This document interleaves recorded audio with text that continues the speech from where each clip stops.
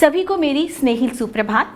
मैं सरिता घोष आज आप सभी के साथ एक बोध कथा साझा करने जा रही हूँ। बोध कथा जो है ये बहुत छोटी सी है लेकिन ये हमें जीवन की बहुत बड़ी सीख देकर जाती है। एक बार की बात है, दो मित्र थे। वो गुरुकुल से जो है अपनी शिक्षा पूर्ण करके घर को लौट रहे थे। दोनों ही विद्वान, प्रकांड पंडित, अपने विषय के पूर्ण ज्ञाता थे।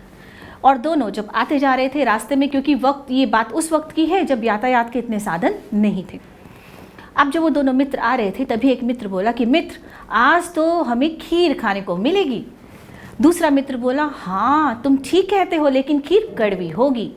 अब दोनों मित्र जो थे आगे बढ़ते जा रहे थे, क्योंकि पैदल रास्ता तय कर रहे थे तो उन्हें विश्राम के लिए कहीं रुकना भी था।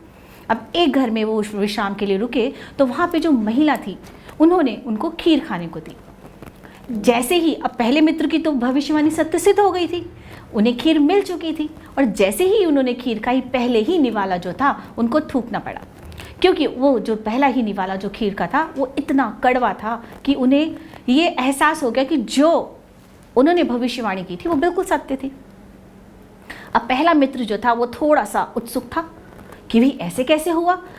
दोनों ने एक गुरु से शिक्षा ग्रहण की, दोनों एक प्रकार की शिक्षा रखते हैं और जानकारी रखते हैं और ज्ञान रखते हैं, लेकिन दूसरा जो शिष्य उसका मित्र है वो कैसे इतनी सारी बात बता गया।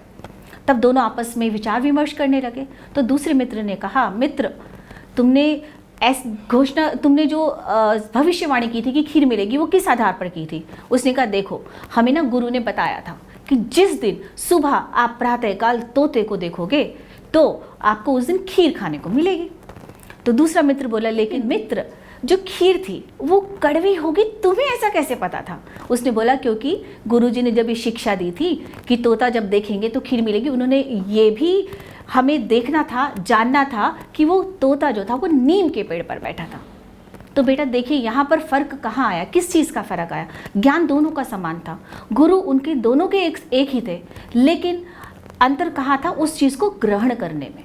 क्योंकि ज्ञान होना एक बात है, उस ज्ञान को अनुभव में लाना, आचरण में लाना, उसको एक प्रयोगात्मक रूप से, व्यवहारिक रूप से उसको अपनाना, वो बहुत ही अलग बात है।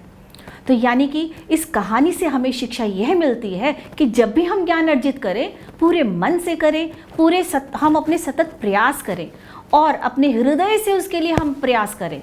केवल प्रयास करने के लिए, किसी और को बताने के लिए नहीं।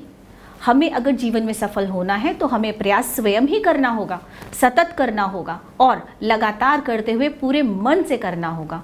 और जो भी हम शिक्षा लें, जो भी हम ज्ञान लें, उसको अपने जीवन में हमें आचरण करना चाहिए, उसको अपने जीवन में धारण करना चाहिए। आप सभी का दिन शुभ हो, मंगलमय हो। धन्यवाद।